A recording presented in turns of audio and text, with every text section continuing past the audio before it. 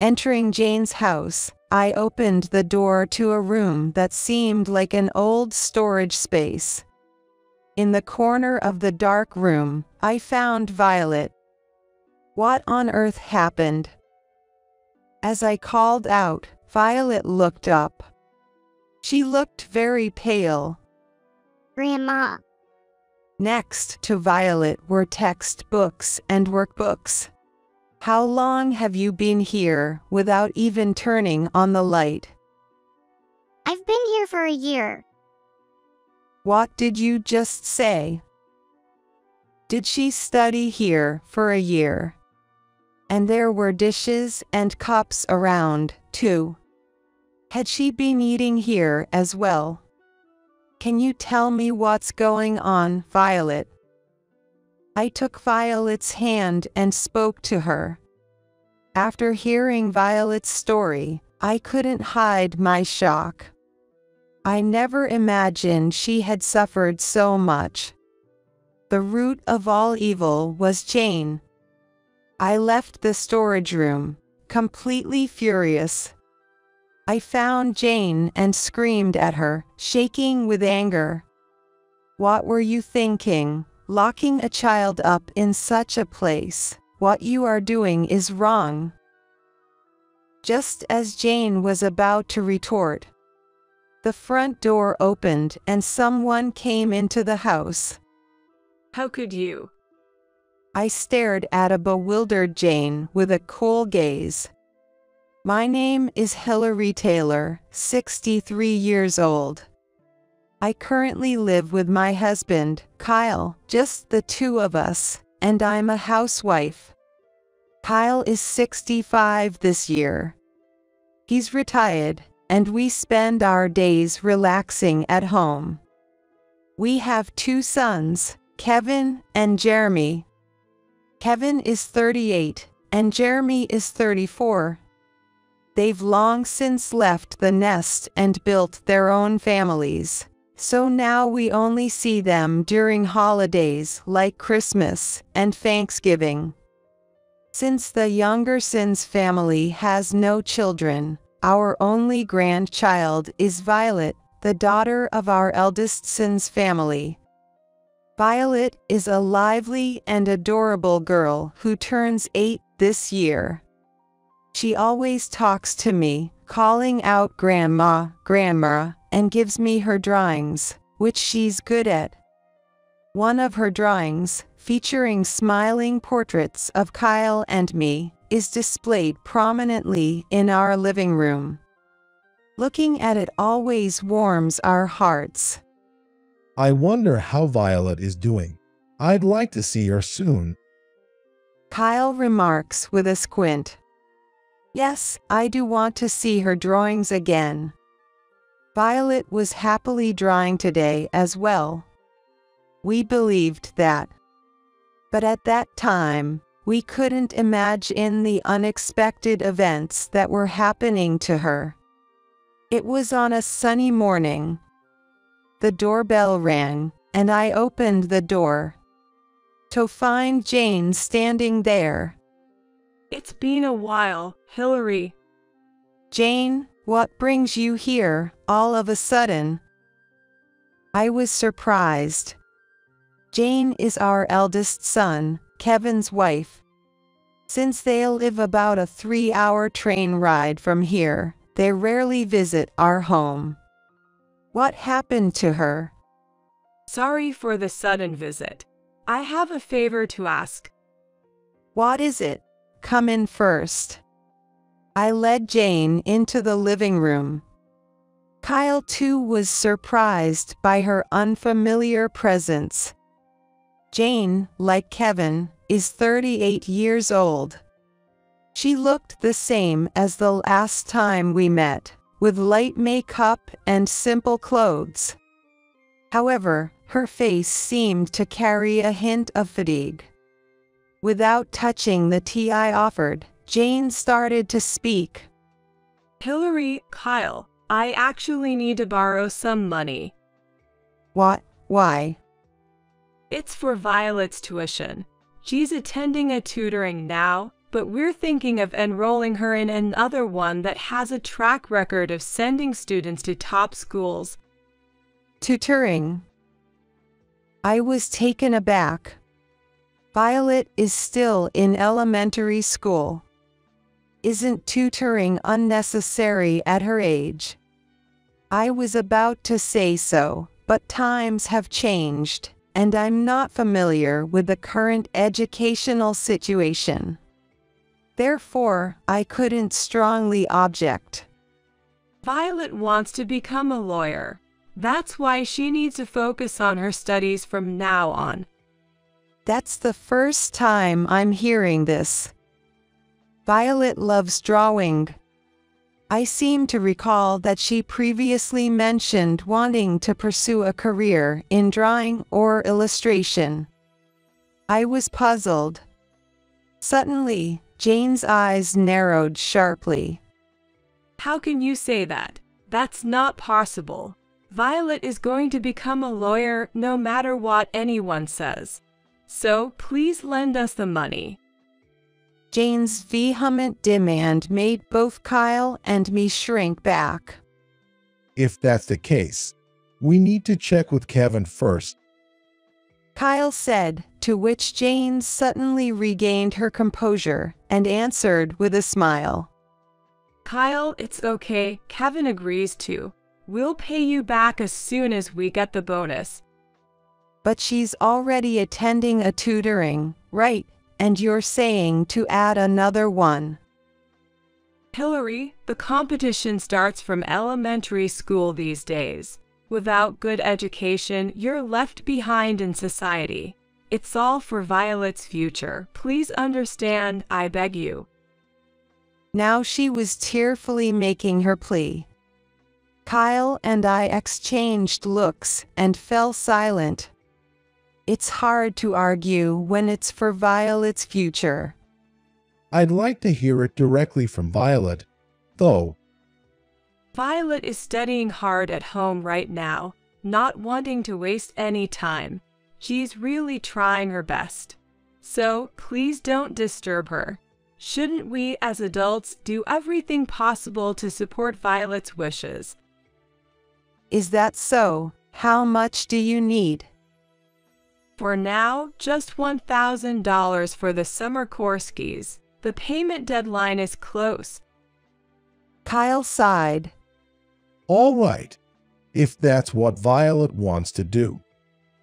Yes, I'll withdraw it from the bank. Thus, we lent the money to Jane. But it was all news to me. I had no idea Violet wanted to be a lawyer.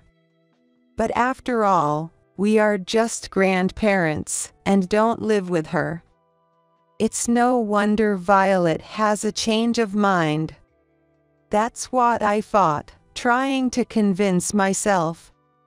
But the story didn't end there. A few days later, while reading the newspaper, Kyle looked up and said thoughtfully, About Violet, does she really want to become a lawyer? I mean, if she truly thinks so, of course, I'll support her. But it was quite unexpected. Yes, maybe we should hear it from Violet herself. I decided to make a phone call. Violet doesn't have a cell phone. The only way to communicate with her would be through Jane. Hello, Jane, thanks for the other day. Is Violet there? Can I talk to her? Violet, she can't answer the phone. She's busy. Jane responded curtly. Just for a short while. Then Jane suddenly started yelling. Just for a while. What if she misses solving even one problem during that time? The entrance test for the tutoring we talked about is coming up.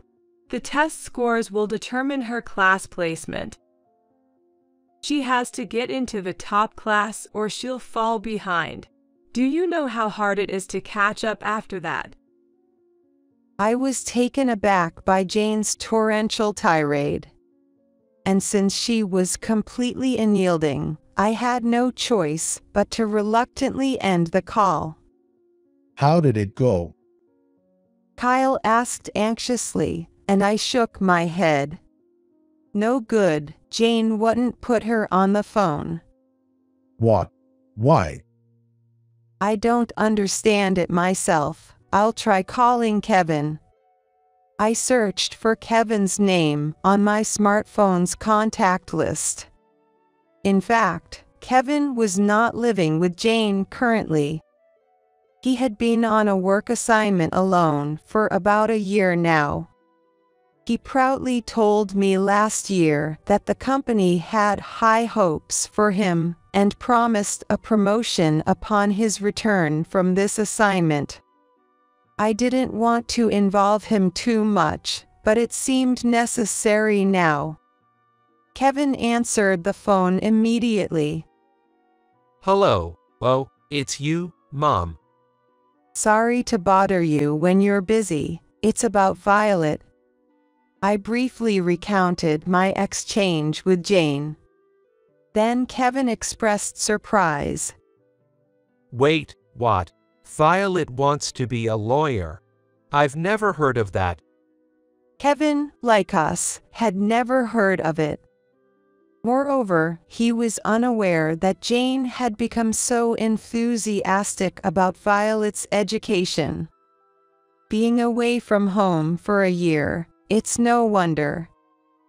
I'm not quite sure, but maybe Jane has started saying some odd stuff. I'm swamped with work right now. It'll be a while before I can return home, but I'll try to talk to them in person next time. That would be better. It might be nosy, but I'm really curious about Jane's sudden change. Is it that weird? Oh, now that I mentioned it, speaking of lawyers, Kevin shared something with me. It was enough to fuel my anxiety. Over the weekend, Kyle and I visited Jane's house. It was about the eldest son's family. Maybe it's wrong for me to interfere. Still, I had a bad feeling about it. After all, Jane was just screaming, and we hadn't really heard Violet's side of things. I wanted to know what Violet thought. Besides, she is now a fatherless life, which means a single-parent home. I wondered how Violet was spending her time alone with Jane.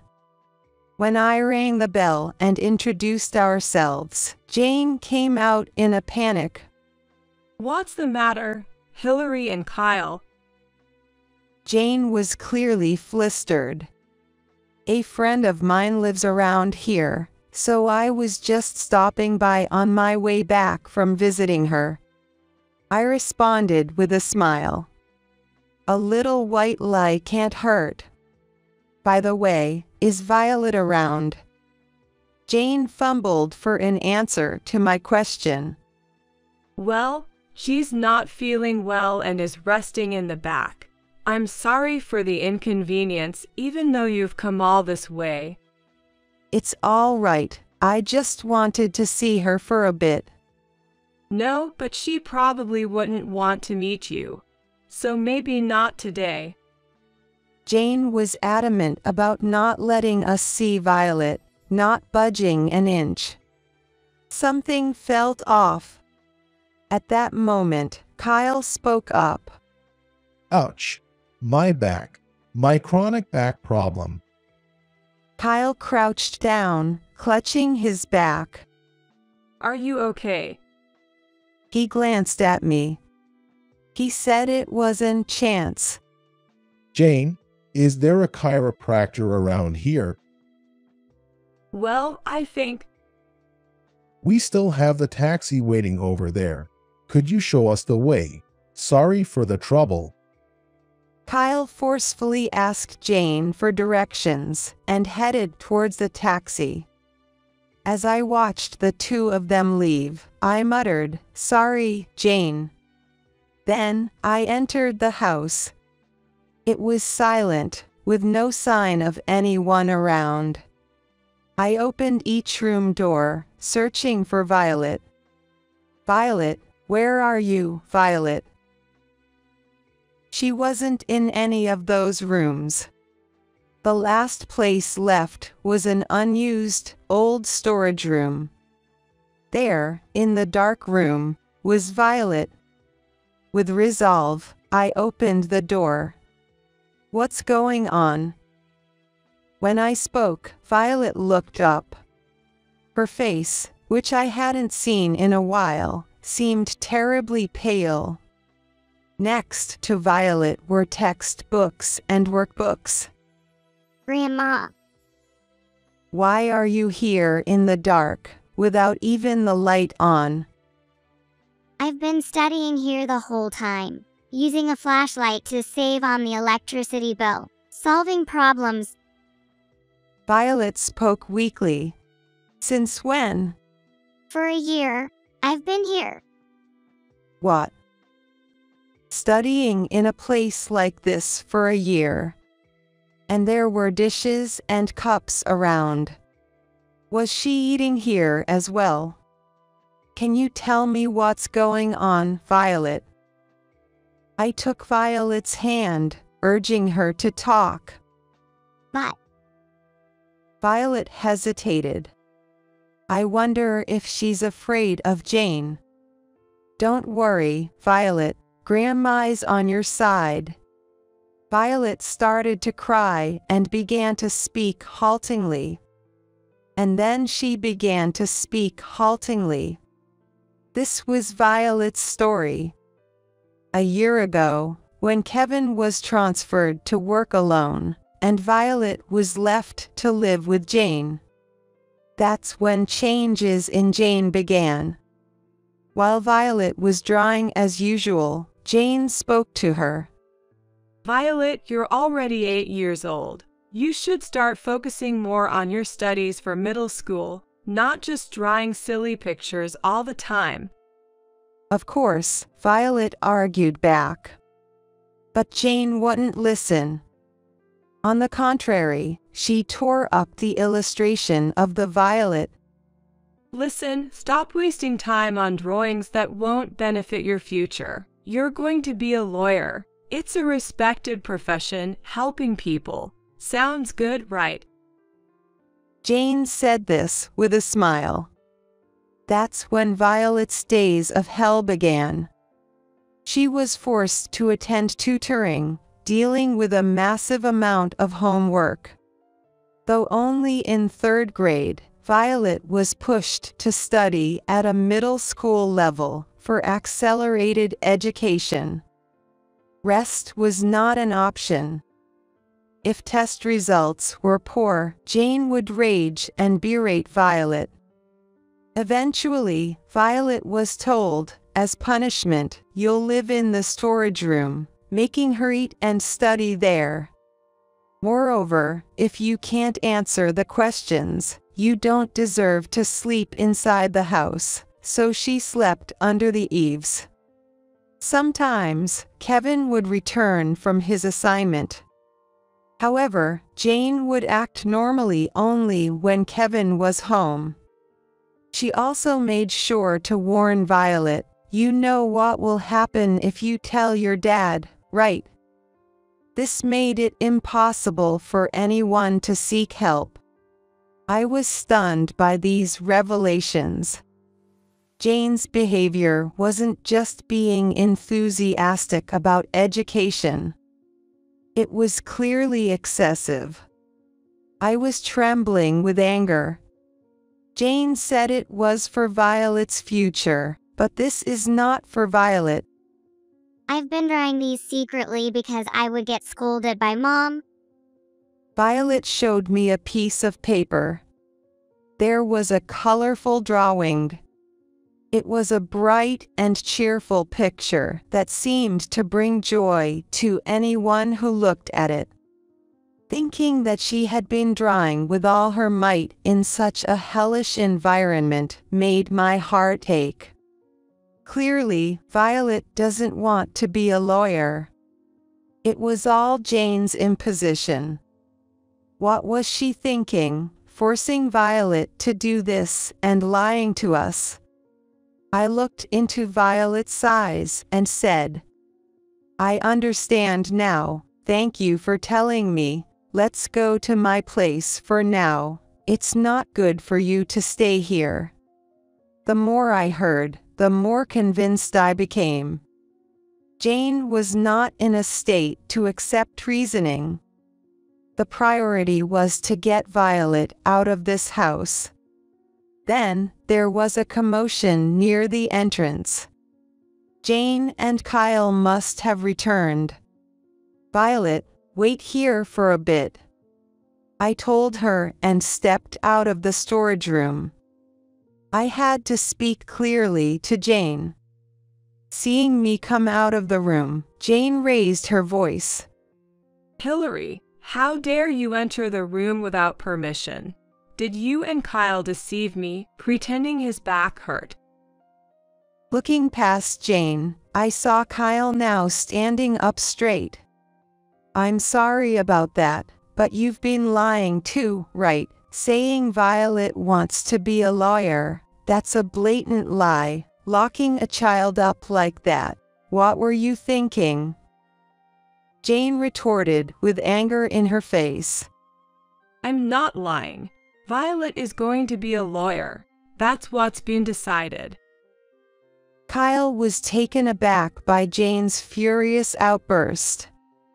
The reason for her obsession with the lawyer. That was the answer to what Kevin told me the other day.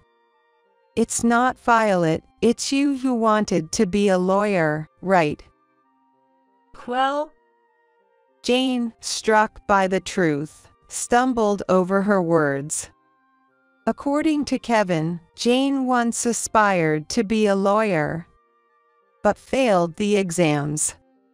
She became an office worker because she was unable to obtain a license to be a lawyer.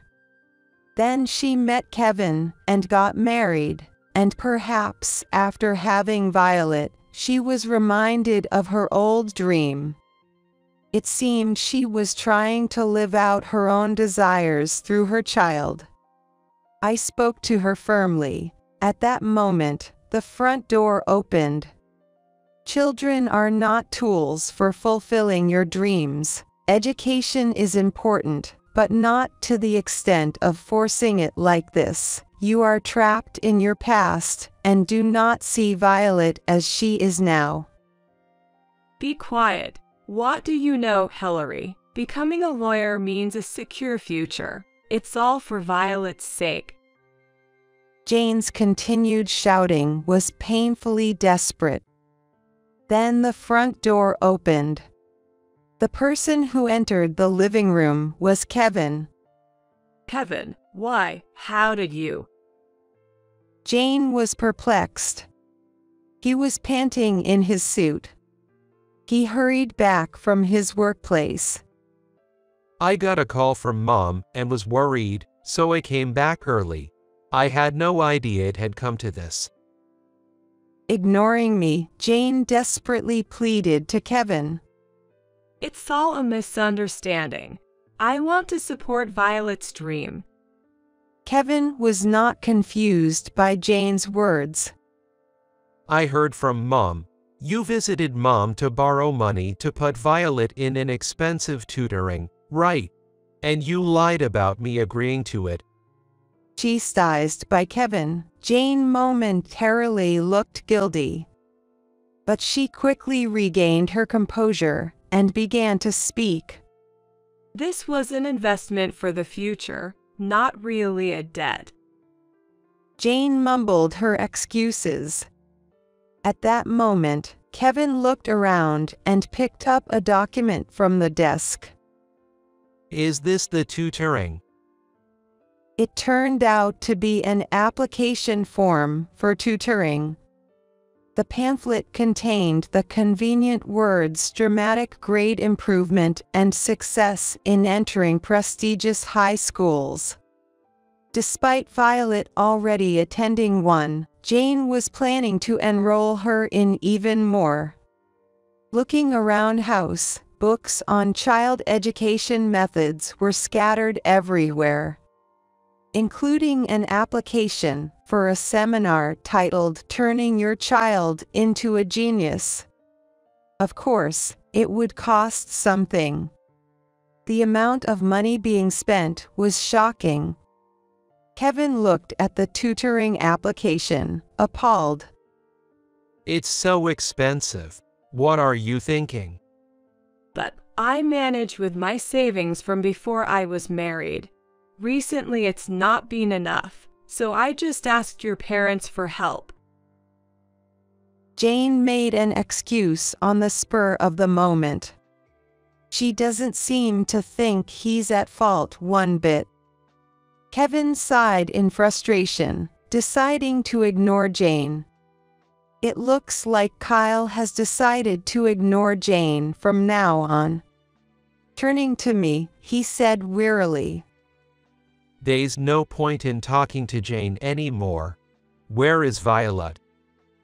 She's in the storage room in the back. She's been isolated there, as a punishment for not being able to study. She even eats and sleeps there, under the eaves. I just can't leave Violet here. Upon hearing this, Kevin exploded. What? That's unbelievable. Then Violet came out of the room. Dad, you're back. She was noticeably thinner, with dark circles under her eyes. Seeing her, Kevin embraced Violet. I'm so sorry, Violet. I didn't realize. I'm sorry. He then glared at Jane. Violet can't stay here anymore. I'll take her with me. That's best. You can't just decide that. Kevin shouted at Jane, who was persistently pressing the issue. I can't leave her with you anymore. Reflect on your actions alone. Jane flinched and fell silent. Leaving Jane standing there, Kevin, Violet, Kyle, and I left the house. We headed towards the station, starting to walk. During this time, Kevin was still handling calls from work, indicating he was extremely busy. After finishing the call, Kevin apologized to us. Sorry, Mom. Work is hectic. Could you look after Violet for a while? I'll sort things out once things calm down. Of course, we'll take good care of Violet, don't worry. Are you okay, Violet? I turned to Violet.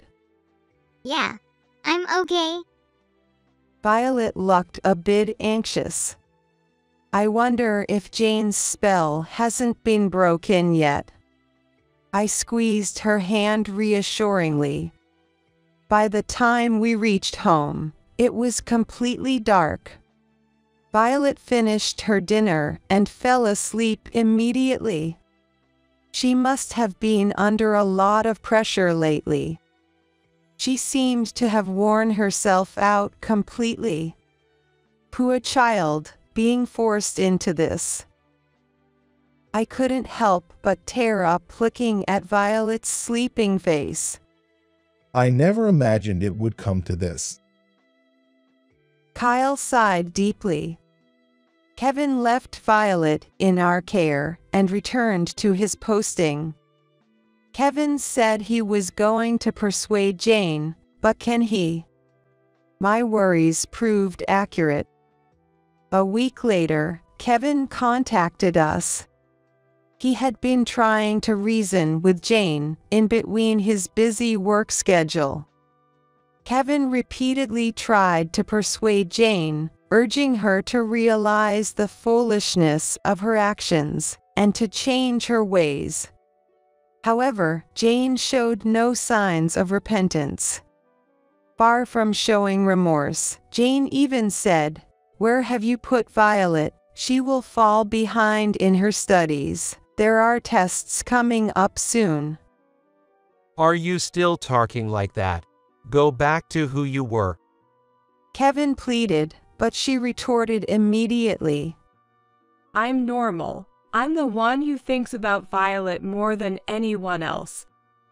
Despite hours of conversation, no resolution was reached, eventually leading to her hanging up the phone. The situation was at a standstill. It was around the time discussions emerged about considering divorce and Kevin formally taking custody of Violet. One morning, the doorbell rang, and when I opened the door, then there was Jane standing there. Jane. She was in her pajamas, her hair a mess, and her eyes were wild. Hillary, Violet is here, right? Give her back to me. She barged in, searching for Violet. What's going on? Kyle was shocked by her sudden appearance. Ignoring him, Jane rushed upstairs. Violet, Violet. I hurried after her, and she found the room where Violet was. Mom. Upon seeing Jane, Violet exclaimed in surprise. Come on, Violet, we're leaving. You have a test to study for. What are you talking about? Violet is. I tried to interject, but Jane shouted. Stay out of her, Hillary. Violet stood up, confused by her mother's sudden visit. And she declared firmly, I won't go back. What are you saying? I won't become a lawyer. Studying is important, but I have other things I want to do in the future. Don't decide my future without me. Violet's assertive tone shocked Jane, distorting her face. I embraced Violet's shoulders. Well said, Violet. But Jane, furious, glared at me. I get it, you must have brainwashed Violet, and forgivable. She is going to become a lawyer. The idea that we had brainwashed Violet was absurd. Jane has become uncommunicative. Even though I thought it was pointless, I raised my voice. I just had to say this one thing. What are you talking about? Wake up, can't you hear your child's real voice? Violet is suffering because of what you're doing. You keep saying it's for the child, but you're only thinking of yourself. If you want to be a lawyer so badly, you should pursue it yourself, not force it on Violet. Huh. Jane fell silent, looking frustrated. But in the next moment, Jane's eyes gleamed sharply. And she grabbed Violet's arm as if to use force. Come on, Violet, you need to study. No. Let me go, Mom. Violet protested, trying to pull away as Jane dragged her out of the room. Wait. Violet resisted. During their struggle, they lost balance. Watch out. Kyle shouted. But it was too late. They tumbled down the stairs. Violet, Jane. When I called out, Violet responded with I'm okay and managed to get up, but Jane remained motionless. Kyle immediately called an ambulance. I was bewildered by the serious turn of events. Jane was quickly taken to the hospital by ambulance. She took an MRI, but there was no brain problem, and she suffered a temporary concussion. However, even after regaining consciousness, she appeared unable to distinguish reality, repeating disturbing words as if delirious. Violet, you need to study, Violet. The extent of her obsession became frightening. Jane then began to act out violently. Jane became erratic, crying out suddenly, and mistaking a nurse for Violet. She shouted, "Study!" Observing this, the doctor remarked, "It seems her mental state is more of a concern than her physical health." Jane was transferred to the psychiatric department. The doctor said she should stay in the hospital for a while because of her raging and screaming. I felt there was something wrong with her, but she had a problem with her mind. Afterward, having hospitalized Jane, we contacted her parents. We asked them to come to the hospital to explain Jane's recent condition. Her parents were visibly pale. They never imagined their daughter would end up like this. Jane's parents promised to take good care of her. After some time, Kevin expressed his wish to divorce Jane. Jane naturally refused. However, Kevin initiated legal proceedings, and as a result, the divorce was finalized. Kevin gaining custody of Violet. Later, we were called by Jane's parents and visited the hospital again. "We've caused you so much trouble." In the hospital's meeting room, Jane's mother apologized deeply. Then, they handed us an envelope. "This is the money she borrowed. We are very sorry." It was the $1,000 that she said was needed for Violet's tutoring, which she borrowed from me and Kyle. It seemed Jane's parents had covered the debt.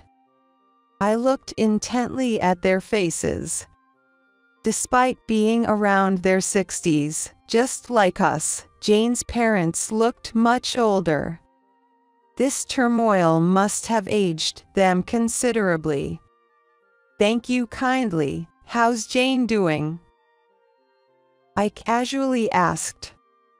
"That's just it. She hasn't improved much. She keeps shouting at anyone to study or yelling you must become a lawyer. So, we have no choice but to keep her here for a while longer." Saying that, Jane's mother sighed. Apparently, when Jane was young, her parents incessantly told her to study hard and aim for a respectable career. Sometimes even yelling at her when her grades were poor.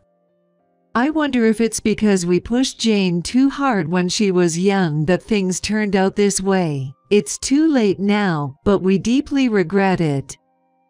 Jane's mother's unexpected confession left me with mixed feelings. This was the root of Jane's breakdown. A negative cycle passed down from her parents to Jane, and then to Violet. However, this cycle had to be stopped. With resolve, I declared, "Children have their own happiness. When parents impose too many of their ideals, it can break the child's spirit." Violet was also in danger of this. From now on, Kevin and we will take responsibility to ensure Violet grows up freely and happily.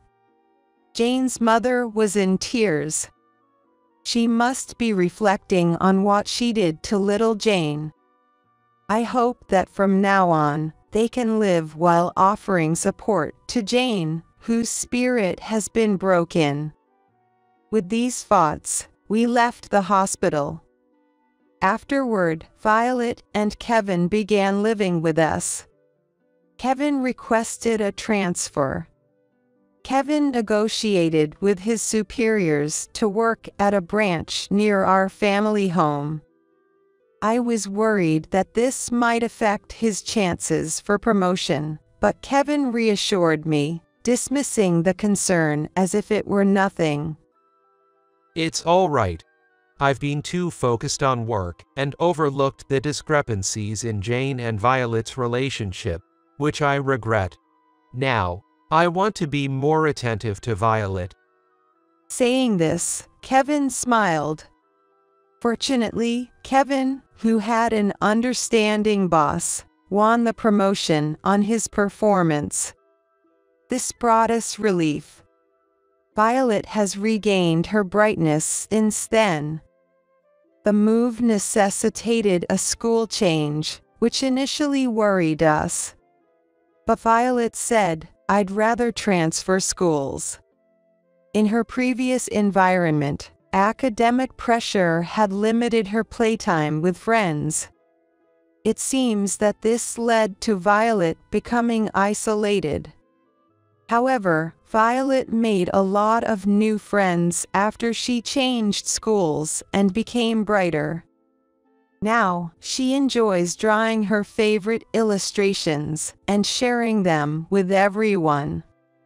She smiles and says she wants to be an illustrator in the future. Seeing Violet return to her original self and being happy is the most joyful thing for us. Parents worry about their children's future. And parents tend to put more rails on their children than they need. But if you make a mistake, it's just an imposition of your ideal. We keep this in mind, gently overseeing their growth. The most important thing is Violet's smile. We continue to hope that Violet will grow up healthy and happy.